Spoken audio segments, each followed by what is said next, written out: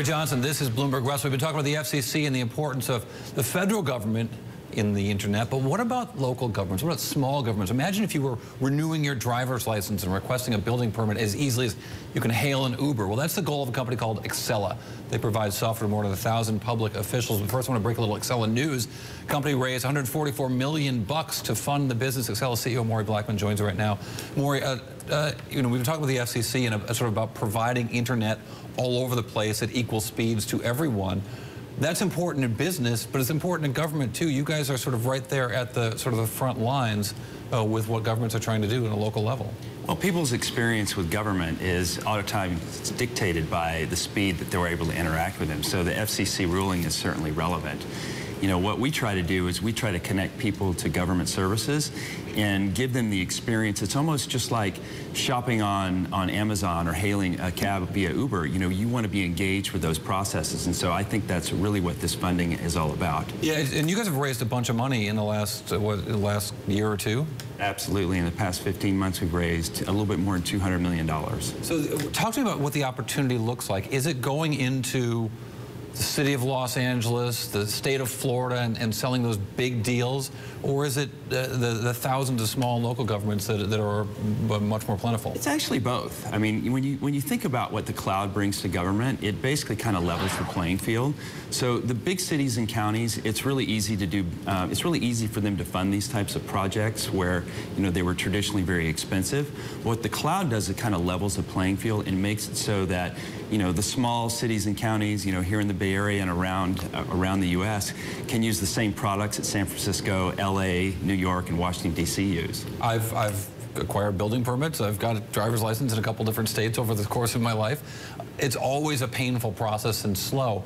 What are the areas of pickup where where customers first say, the government says, that'll help me fix this problem and let me deliver this service better? Well, I think if you talk to contractors and other building professionals who, one of their biggest challenges is being able to align their workflow processes with the government's workflow processes. So what they try to do is they try to finish their work and schedule inspections quickly.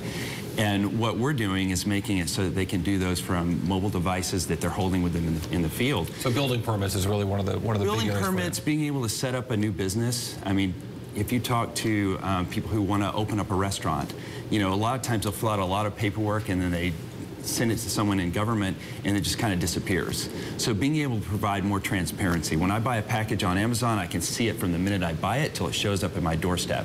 And that's the same type of thing that businesses are expecting from their government. And I would imagine that the ability to sell, the SaaS model, the software as a service model, is very attractive to governments because they don't have to commit to 10-year roll or 4-year rollout of a Salesforce automation or some kind of database system that would armies of consultants many years until it's up and running, and lots of change can happen between then and now. Absolutely. And probably 12 to 24 months ago, there was a memo written somewhere in government where someone made the claim, hey, listen, we should really be paying attention to what the private sector's already figured out, and the public sector should start going cloud.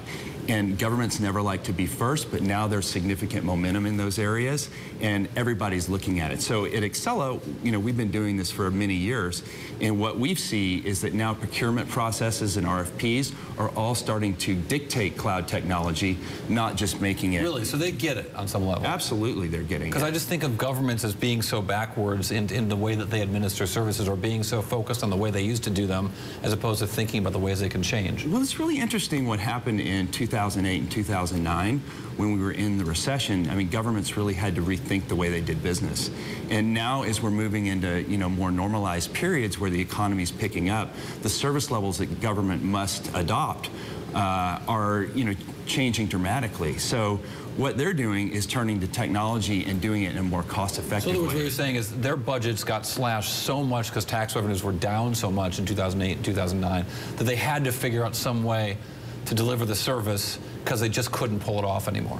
That's absolutely right. And, on the demographic side, what we see is that citizens don't want to stand in line. They want to go online now. And they want to do that in a way that mimics these experiences they get from the great consumer brands that are serving us via the internet today. To whom do you sell? Like, who are there CIOs at every level of government, or do you do things at a more macro state level or something? Well, there's different tiers of government that we sell to, of course, and so there's different strategies, selling strategies for each market. But ultimately, who we're selling to is that government bureaucrat who wants to engage with their citizens. I mean, one thing that we know at Accela is that these people who work behind the desks in government are actually very proud of their communities, and they love them. And what we want to do is help them use technology to engage with citizens and really make them heroes. How do you convince them when they're, every day in Bloomberg West seems like I'm doing another story about a hack. How do you convince them that internet security at Accela is good enough? Well, I'm sure that's part of the discussion, yes? It's definitely part of the discussion, but I think one of the things that rational governments see is that a lot of times the private companies who have made significant investments, I mean, with this round of financing, what we're able to do is really beef up our infrastructure and able to show them that we're in a better position to protect their data than they even might be.